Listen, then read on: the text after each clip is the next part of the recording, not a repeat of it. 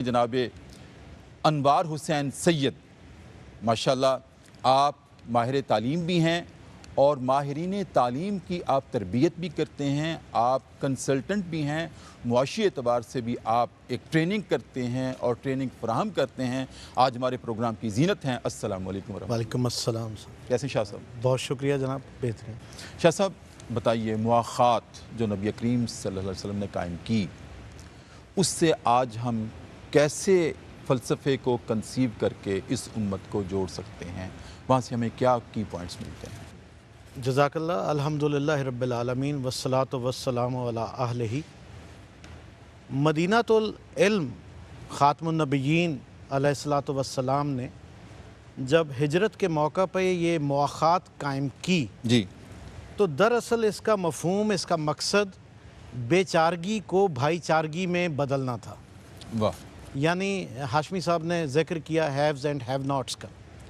انصار جو بظاہر معاشی طور پہ خوشحال تھے، مہاجرین بے سر و سامانی کی صورت میں مدینہ پہنچے تھے، تو ان میں معاشی اشتراک پیدا کیا گیا۔ انہیں ایک دوسرے کے ساتھ کاروبار میں، تمدن میں، تہذیب میں شریک کیا گیا۔ اور آپ نے بالکل بجا فرمایا، ڈاکٹر امجد ثاقب نے اخوت کی مثال قائم کی۔ اور ماشاءاللہ سے ابھی بھی اس وقت بھی جو ارباب بست و کشاد ہیں، ہماری ریاست کو چلا رہے ہیں وفاقی سطح پہ اور صوبائی سطح پہ، ان کی کاوشیں ہیں اقتصادی طور پہ۔ اور جب آپ اقتصادی طور پہ خوشحال ہوں گے تو آپ کے امت میں اتحاد بھی اسی صورت پیدا ہوگا۔ ورنہ یہ جو بھائی چارہ ہے نا جی، اس میں چارہ ہے دراصل سلسلہ روزگار۔ اگر آپ سلسلہ روزگار میں ہی مدفون رہیں گے تو پھر آپ معاشرے کو ترتیب نہیں دے سکتے۔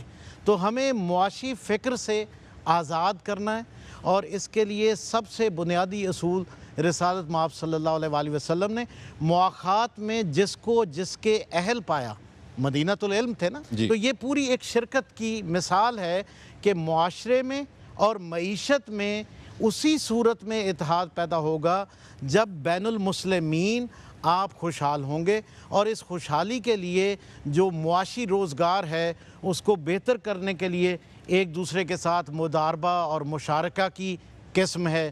بی بی خدیجہ سلام اللہ علیہا نے اپنی دولت کی فراوانی کو اصحاب اکرام میں جب وہ کلمہ پڑھ رہے تھے ان میں تقسیم کیا، وَوَجَدَكَ عَائِلًا فَأَغْنَىٰ کا قصیدہ اترا۔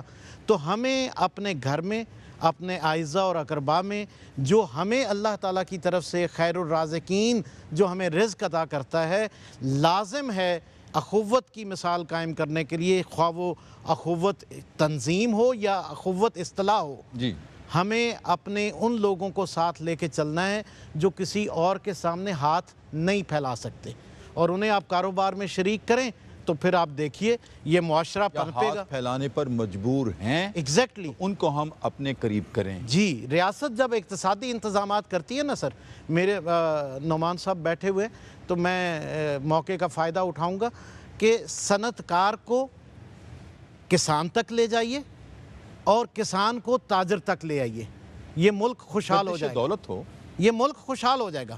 ہمارا صنعت کار ہمارے کھیت کھلیان سے دور ہے، جس کی وجہ سے کاسٹ آف مینوفیکچرنگ زیادہ ہے، وہ کسان تک پہنچے اور کسان اور تاجر کے درمیان تعلقات بہتر ہو جائیں تو ہم انشاءاللہ اس ملک کو وہی ایشین ٹائیگر جو ہماری ریاست کا، ہماری حکومت کا، ہماری سیاسی پارٹیوں کا، پارٹیاں چناؤ تک ہوتی ہیں، اس کے بعد یہ رہنما رہبر ہوتے ہیں، اور اسی رہبری میں ہم آگے چلیں تو بہتری ہوگی۔